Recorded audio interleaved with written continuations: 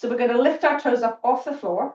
We're going to spread them like they're a fan, and then we're going to place them back down onto the floor.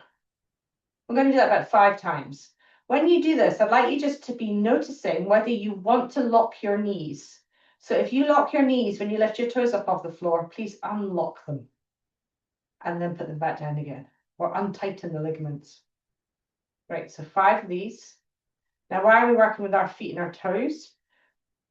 The fascia that surrounds our pelvic floor and our pelvis and our whole body also surrounds our feet, so they all feed into the same system. And we've got 250 to 300,000 nerve endings in each foot, and those nerve endings share the same nerve root as the pelvic floor. So by warming up our feet and getting our feet moving, we're going to help with that. Also, if you've ever had any sciatic pain, your sciatic nerve ends up in 2 places in your feet. So it bifolds, so it goes 2 different directions. One direction ends up at your little toe. It's like if you think about the sciatic nerve like the main route, an A1, an A road, then the routes that end up here are like rural roads. You know, they're like right off in the countryside. You know, but the end of your sciatic nerve does that. One end ends up in your little toe and one end ends up in your big toe. So the more we can do this, the more we can start to make sure that the sciatic nerve is sliding properly through its sheath. Okay, now you've had that little education about anatomy. Let's grab our bowls. We're going to take the bowl, and today's one, we're going to work with just pressing and releasing. So we're going to start with the ball of our foot on the ball, our heel on the floor. And we're just going to press. And my ball is really soft. If you've got a harder ball, obviously go to the, comfort. But all the way across the ball of your foot, from the outside edge, all the way through the middle to the inside edge. Great. Then take the ball and place it on the arch of your foot. And your heel can be on the floor for this or off the floor. It's up to you for this one. And again, the arch of your foot isn't just one spot. So I'd like you to go to the outside edge, the bit just behind the ball of your foot, the bit just in front of your heel, just that whole area there, that whole arch. Sometimes we get stuck pressing in one place, and it's nice just to go everywhere. And then you're going to take the ball of your foot on the floor, and you're going to put your heel on the ball. Okay? And we're going to press down and release the heel. And then I'd like you to do something. This is really weird. Okay, and this is to do with the leg to pelvic floor connection. I'm just going to put my trouser leg up so you can see a little bit. So now, what I'd like you to do is pressing your heel into the ball very lightly. I'd like you to move your heel out the way and notice what happens to your sit bone. And then I'd like you to roll your heel in the way and notice what happens to your sit bone. So roll your heel out, roll your heel in. Roll your heel out, roll your heel in. We're actually stretching our pelvic floor, releasing our pelvic floor, because as we roll our heel out, our sit bone moves out on that side. As we roll our heel in, the sit bone moves in. So as we slide our heel out towards the side, we're creating length in our pelvic floor. And as we slide our heel in, we're creating more activation or tension. Gathering is better. So let's do one more each way. Now you know what you're doing. Right? And then we're going to roll the ball all the way through our foot to our toes, and we're going to try and pick the ball up with our toes. And do it a couple of times. It's more about the gripping the ball and picking it up. I've not had enough water today. My toes are cramping. Naughty. So that's Jean. It goes for it. So now, once you've done that, I'd like you to take a moment just to notice how that foot feels compared with the other foot. And the second thing I'd like you to notice is I'd like you to hip hinge. So you're going to reach down for your toes. Doesn't really matter how you do it. But I'd like you to reach down towards your toes. And I'd like you to just notice if it feels any different on the side of the foot that we've worked rather than the other side. It might not, but for the majority of people, you will feel a difference. Like it might feel longer on that side, easier to bend over. Perfect. Then coming back up. Thumbs up if you found that was a difference. Some of you, good. Some of you, not so much. Okay, cool. Let's go to the other side. Maybe you just didn't need to release your hamstrings. So I'm going to go to the other side, and we're going to press down on the ball of our foot again. All over the ball of your foot. Excellent. Sometimes the things that we do, perhaps your body didn't need that today. So doesn't mean it's not good for it. And then once you've done the ball of your foot, we're going to go to the arch and all around the arch. The top edge of the arch, the sides of the arch, the back of the arch, all the way around. Squishing it. You can roll it a bit if you want as well. Do what feels good for you. Right. Okay. Then we're going to go to the heel again. Ball of the foot on the floor. And we're just going to squish it to start with. Squish, squish, squish, squish. Great. And now we're going to swing the heel out the way. Notice our pelvic floor. Swing the heel in the way.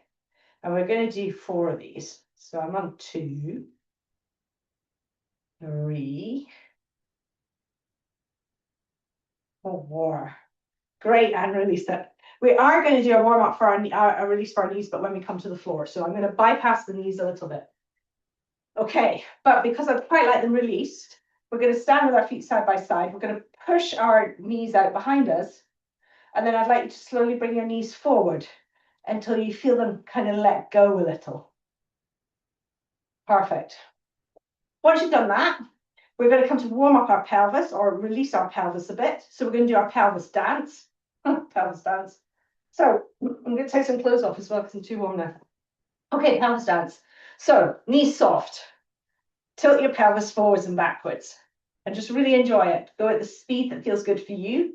If you feel like you'd like it a bit faster, do it a little bit faster. If you like it slower, do it a little bit slower.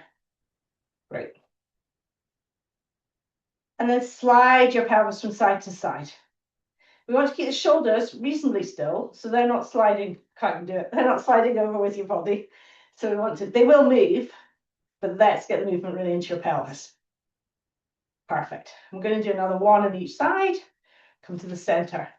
Now we're going to lift this side of our pelvis up towards our armpit and then the other. So we're going for a little march. And your toes can stay on the floor. So it can be that your toes stay on the floor while you do this, or you can lift your foot off the floor, making sure that, again, we're not like wobbling over, we're lifting up. Great. Then come back to rest. Now this one is like the Charleston. I'm taking my right foot. It might look like my left foot to you guys, so I'm not going to say right and left, actually. I'm going to take this leg. I'm going to turn it this way, so my toes are pointing this way. And then I'm going to take my arms and twist them the other way. Opposite way for the arms. Then I'm going to take my foot back. So now my foot is pointing this way, and my arms are pointing the other way. Foot one way, arms the other way. That's it. Great. Now you've got a little rhythm. Get a little rhythm going. A little tap, tap, tap. It's great for balance. It's great for your pelvis. It's great for your shoulders. It's great for your abdominals. 1 more. And back to center. So we're going to, now you've got that, we're going to do it with the other side. So same thing. Take your foot. It's going that way. Arms going the other way. And twist. Twist. Honestly, it gets much easier. You're all looking good, actually. Good. And twist. And twist. Great. And let's do 1 more each. And come back to the center. Brilliant. Now we're going to move up to our rib cage. And for tonight's one, we're going to tap. So we're going to take our hands and we're going to trace where our ribs are. So our ribs start all the way up the top here. See this bone here, the clavicle bone, this one here. Our first rib actually goes underneath that and up towards our neck. So our rib cage actually hangs off our spine like a necklace. So, nice way to think about it. So I'd like you to tap all the way around the clavicle as well, because that's kind of where your ribs are. And then your sternum, and try different tapping. So try doing it with your little fingertips like rain. See how that feels. You're going to do it really gently, harder, and then little fists, and then flat hands. See which one feels nicest for you today. And then we're going to go all the way around the sides of our ribs. Good. That's annoying with girls, our breasts get totally in the way. As much as you can around your ribs. Good. Make sure you do the costal ridge. So feel where the costal ridge is. So the costal ridge is the end of your rib cage. So we want to kind of feel where that is and give a little tap. You feel how far it goes round for you. Some people's rib cage joins totally really close to their pelvises, while some people's are really high up here. So just have a feel where your ribs are. That's about, that's quite low. And then tap there at the back, into the ribs at the back. Ooh. This is all about making sure our bodies feel a bit looser, more relaxed, and ready. So let's come to our shoulders. Oh, yes. So we're going to pull our shoulders up towards our ears and drop them down. Pull one up, then the other one. One, and then the other. Turn one backwards, turn the other one backwards, turn one forwards, the other one forwards, turn back, forwards, forwards, back, forwards, forwards, back, back. Pull them up, drop them down. Brilliant. So let's move up to the neck. And for the neck this evening, I'd like you just to look over one shoulder, and let's just do a little test before we start. Got mine's feeling quite relaxed now for once. And then look the other way. Perfect. We're going to take our hand and we're going to put our hand behind our neck and we're going to sponge it. We're going to squeeze it like a sponge. It's one of the nicest ones. I've got a few new ones I'm going to unleash on you. I think we might do the spine next week, so I can really unleash some stuff on you. If you like. It's lovely. I've got a disarticulated skeleton to show you all the bits now, so I can show you how your backs move. Okay. Now nod your head down and still sponge. And nod your head up. And you can think about this sponge as if every time you squeeze it, you're taking all the tension out of your spine, you're sucking it up, and then when you release it, you're just letting it go as fresh water. Pull the stress up, and then let it go. Perfect. You can look over one shoulder, look over the other shoulder, sniff your armpits, and then come back to the center and have a look over your shoulder again, and just see how it feels. Okay, brilliant. We're going to do one for the spine tonight too. So we're going to move the spine. Our spine can move kind of segmentally and all together. So we're going to start this one by nodding our chin down towards our chest. So that's this part of our spine is starting to curl and flex.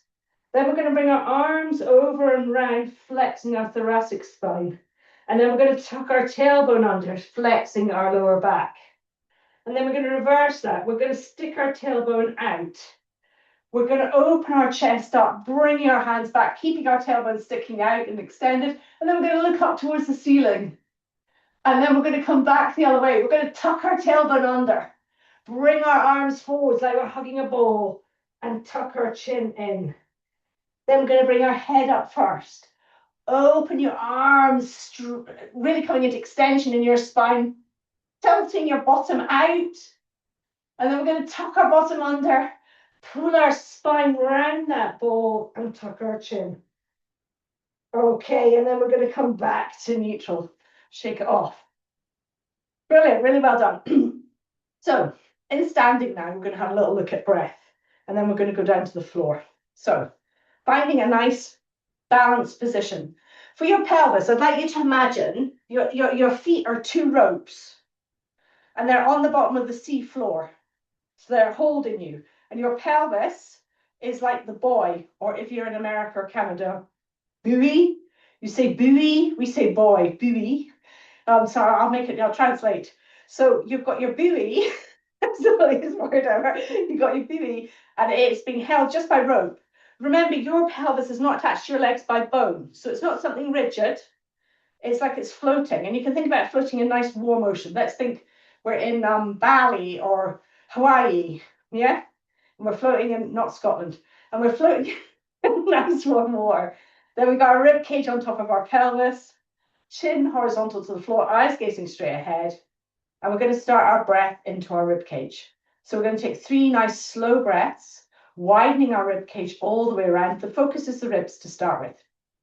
It's good practice for you, Jill, after today. So nice focus into the rib cage. 3 breaths, and then pause and an apnea if you want to do one. If you don't want to do an apnea, just 4 breaths. So take your time. You can have your hands around your ribcage, hands by your side, up to you. In your own time.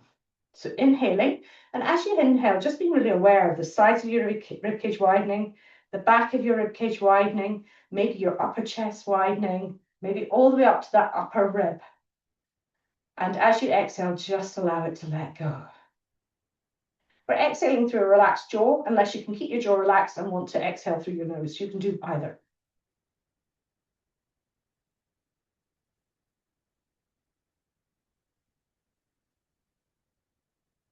So breath into the sides and bottom and top of your ribcage all the way around.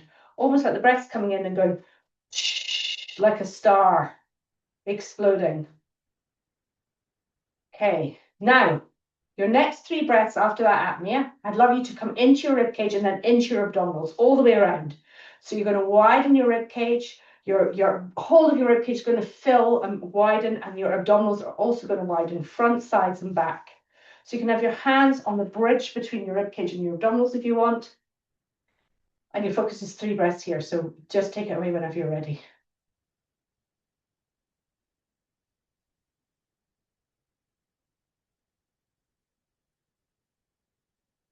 As you inhale, the lungs fill with air. The lower ribs fill like you're filling a vase up. So lower ribs fill, back of your ribs fill, your abdominals widen, the top of your rib cage starts to fill. It's like the breath is going in 2 different directions.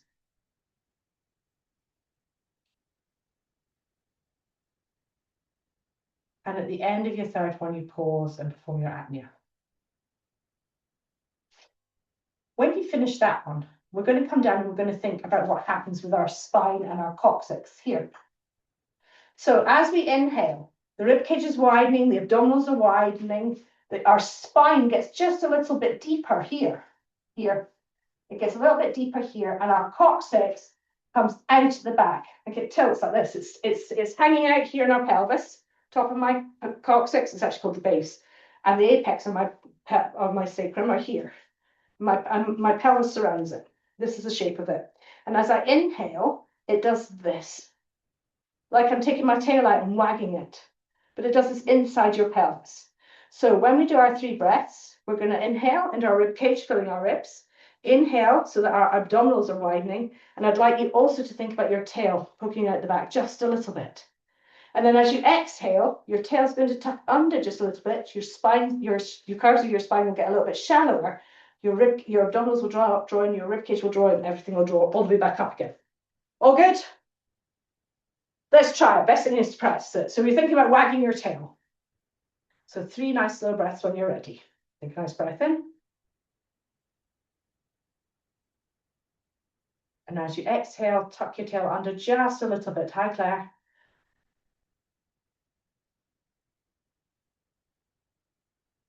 Inhale all the way down. Exhale all the way back up. And at the end of your 3rd one, pause, close your mouth and nose, and widen your ribs.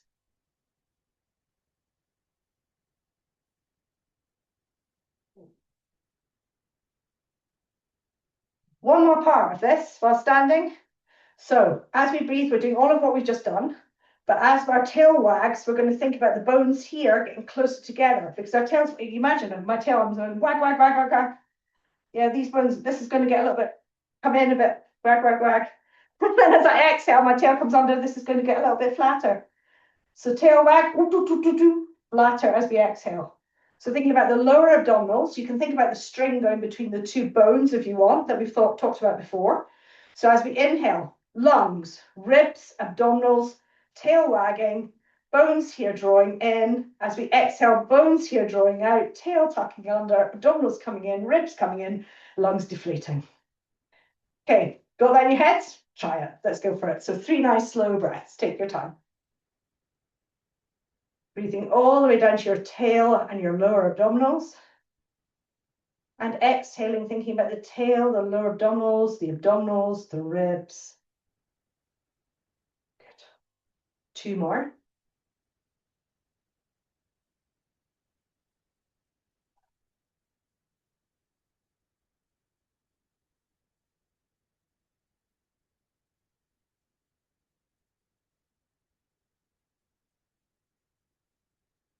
And then pause. And if you want to, you're going to do the apnea. But if you don't want to do the apnea tonight, you can just do another breath.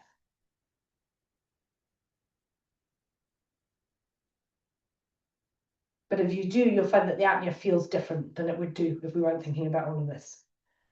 Great. So we're going to come down onto the floor and we're going to do some weird stuff with our kneecap just for fun. So we're going to have a little look at our kneecap just for a giggle. I'm going to show you something actually when you come to the floor as well, so you can get an idea about what I'm talking about. Okay, so as you come to the floor, this is your kneecap. Yeah, it looks like a little love heart. Look, it's like a little love heart. Love heart. It's there to protect you. Yeah, and it sits in a groove. Oops, leg the wrong way up. It sits in the groove here. This is my leg bone. These are the two wheels that helped us to move. The top of my leg bone, and my little sits there. My patella sits there. So this patella here can move about. It sits in a groove and it slides as we move, almost like it's like in Pilates machines, or what they called, I can't remember the name of it. If you think about it, having a rope on it, it slides and glides in its groove. So we're going to play about with our kneecap, which is called our patella. There's patella means something, can't remember what it is. Okay, so I'll show you. So sitting comfortably, you can have one leg up, you have both legs down if you want. We're going to do one knee first. We're just going to find our kneecap. I'd like you just to feel it. You might never have actually felt it before. I'd like you to feel what your kneecap feels like. So try and feel, remember it had a love heart shape. The pointy bit, which is called the apex, is at the bottom towards lower leg. And the top bit, it's like the heart, is up towards the top.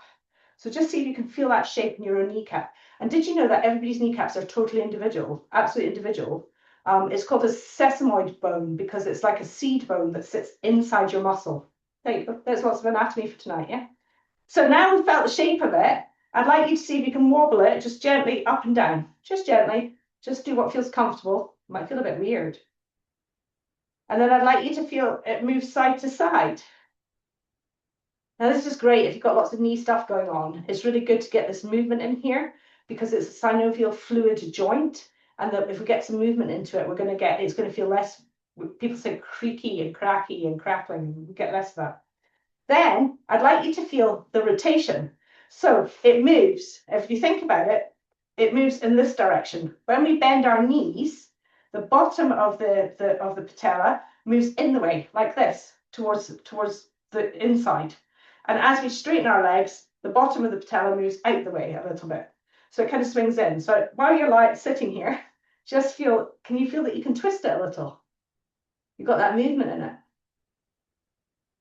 Great. Okay, so just take a moment and notice how that's feeling. It's kind of better when we stand, but I want to stay down here just now. And then we want to move on to the other one. So actually, no, before we move on to the other one, I'd like you to just bend your knees. And just underneath the patella, you'll find that there's a big piece of like tough stuff here. And that's called the patella tendon. Now, if you straighten your leg, you'll find it gets really soft and floppy, like there's a little gap there. And when you bend your leg, you'll find that the patella tendon pops out. Can you feel it? Right, now what I'd like you to do is I'd like you to massage that, like nip it, like you're nipping a really naughty brother or sister. Like nip it. Good. This can get really tight, and this is what can create pain behind the kneecap when it gets really tight. So just giving it a nice massage. And it feels like a big piece of string. Now straighten out, feel it disappear again. Let's do the other side. So we're going to feel our patellas first. Feel what they feel like.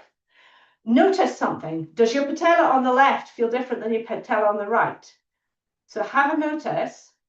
This is quite a cool thing about them, actually. It depends on how you crawled when you were little. Because as you crawl, you develop this. It's not there to start with.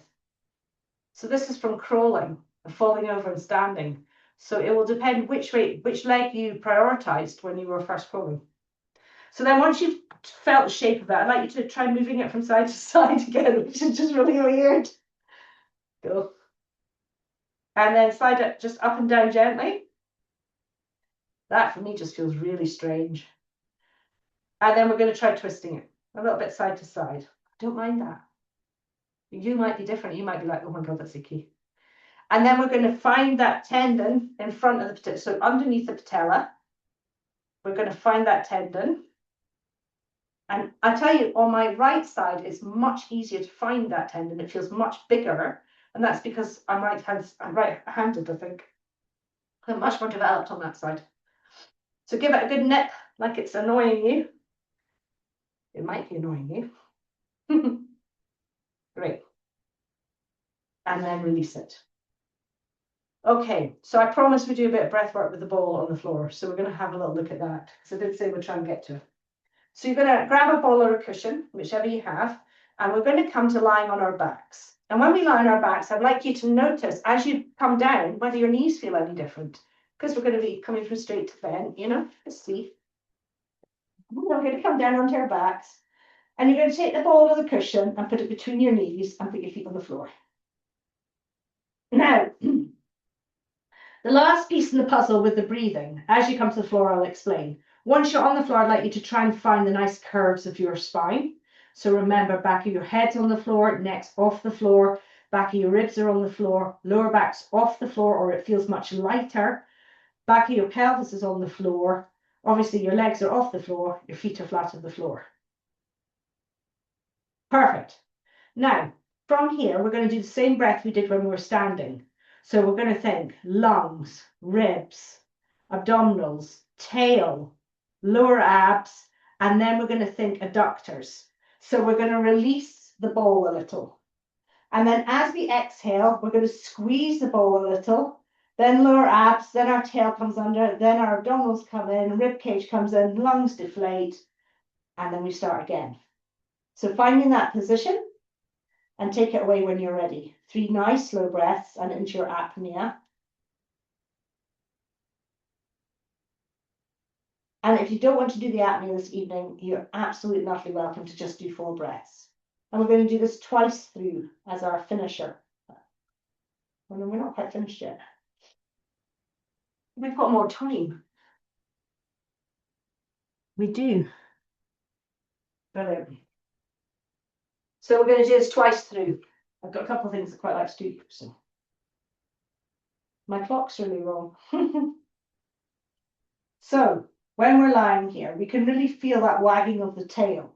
So when you inhale and the ribcage expands, the abdominals expand, feel that tail wagging, and you'll feel that your arch of your back will become a little bit more deeper.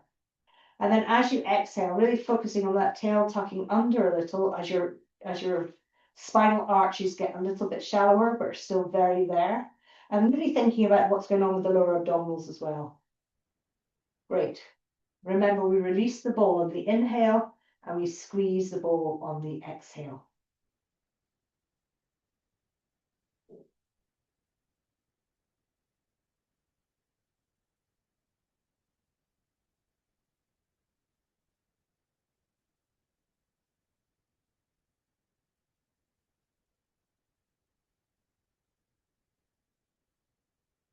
Check in with your neck, check in with your jaw, and just make sure you're not gripping and holding any tension.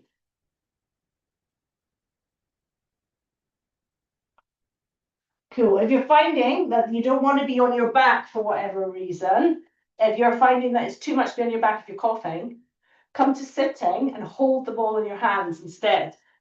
Yeah, in fact, we're all going to come and do that. We're all coming. So we're all going to come up from lying down on our backs. So we're going to come back down and do a stretch in a minute down there. But let's come up and let's do this breath. So this breath timing, what we're doing with this is reteaching your body the breath timing. For a lot of people, it's the timing that's out. So for example, if you find that you leak later in the day, or you feel that your pelvic floor feels heavier or tighter later in the day, but you're fine in the morning, and you're fine if you're just pottering about the house, but the minute you do any activity, you start to feel issues, then a lot of the time that's just timing. It means that perhaps the pelvic floor is kicking in too soon or kicking in too late. So what we're doing here is we're reprogramming the breath to work in harmony, you know? So we can do this with the ball. So we can sit on our sit bones, hold the ball in front of us. If you don't have a ball, you can hold a cushion. If you don't have a cushion, you can imagine that you've got a ball of magnetic light. And as we inhale, you're going to really pull your hands away from the magnetic light. And if you exhale, you're going to squeeze the light in. So it's always a way. I quite like the magnetic light one. So find your sit bones underneath you. Find the alignment of your rib cage on top of your pelvis. Relax your jaw. And we're going to do 3 breaths, focusing on that, the breath all the way down to the pelvic floor and then all the way back up again. The final piece of the pelvic floor puzzle is this. At the end of your inhale, you should feel or be aware of, maybe not feel, but be aware that the pelvic floor is expanding. And then as we exhale, your tail tucks under, the pelvic floor gathers in, the abdominals draw in, the other abdominals draw in, the ribs draw in. We're back to the start. Let's go for it. So, 3 breaths whenever you're ready, and then an apnea if you want to. Inhale through your nose. Think of it like a breath wave.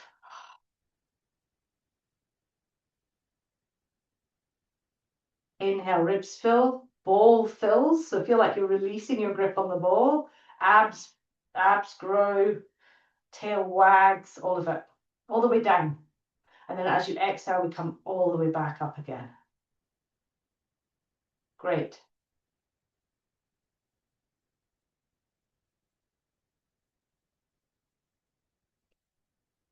And at the end of your third one, if you want to, you can do an apnea.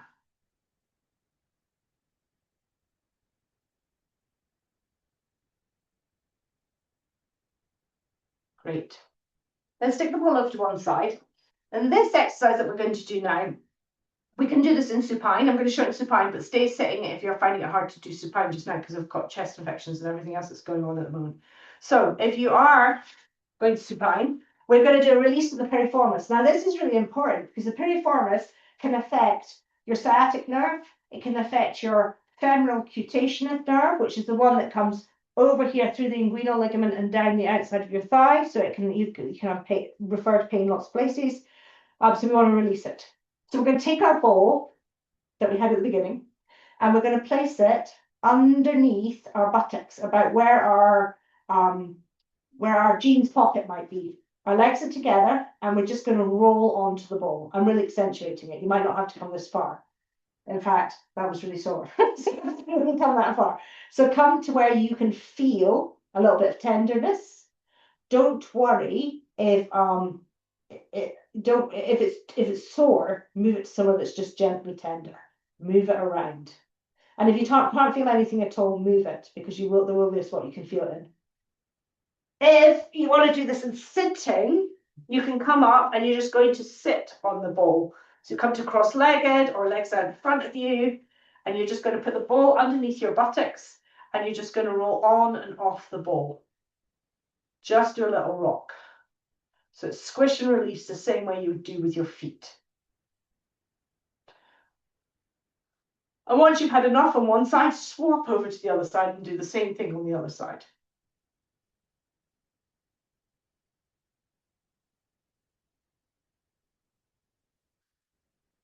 Great. The sitting one's quite good, actually. Quite like it. Yeah. So roll over onto it, take some nice breaths. Again, come back to focus on your breathing. If you're on the ball and you're sitting, you can do an inhale and then exhale over, or you can inhale over and exhale release, and just see which one feels nicest in your body.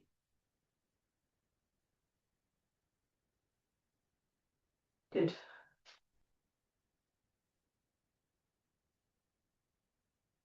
And then you're going to come back up to standing once you've done that. Just take your time.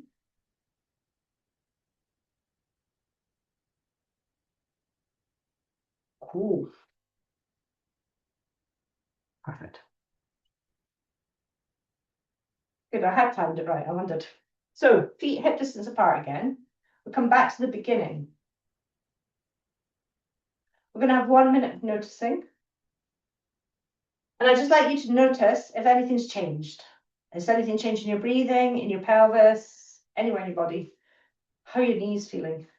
That was something a little bit. So whenever you're ready, you're going to close your eyes. No time traveling. Let's begin.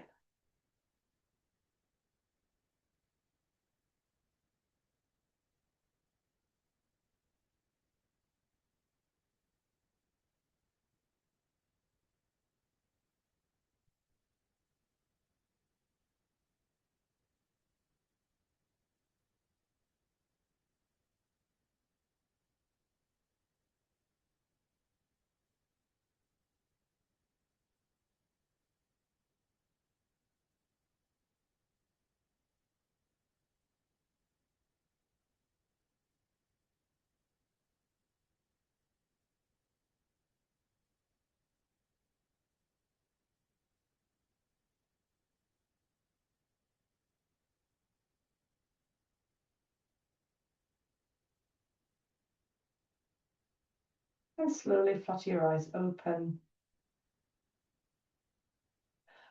And hopefully you notice a difference.